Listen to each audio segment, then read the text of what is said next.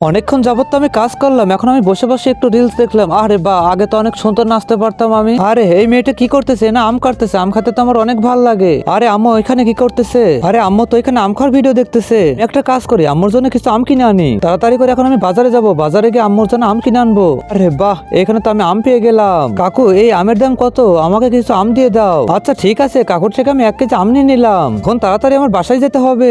এখন আমি সুন্দরভাবে আমের বোটাটা ভেঙে ফেলবো। এরপর আমটিকে আমি কুচি কুচি করে ভাবে কেটে নিব।